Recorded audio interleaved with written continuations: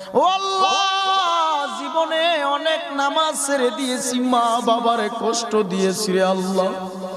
ও আল্লাহ, তোমার রসুলের সুন্নতের মালা গলায় লাগাইতে পারলাম না রে আল্লাহ।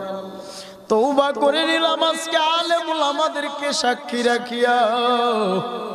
তওবা করলাম আল্লাহর কোনদিন নামাজ ছাড়বো না, রোজা ছাড়বো না, মানুষকে কষ্ট দিব না, সুদের খাতায় নাম লাগাবো না, কোনদিন খারাপ কাজে লিপ্ত হব না।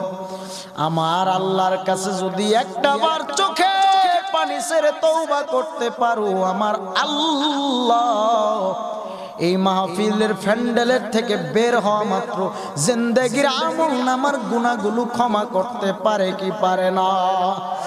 বলেন রহমান তিনি কে, রহিম তিনি কে, রাজ্জাক তিনি কে, জব্বারু তিনি কে?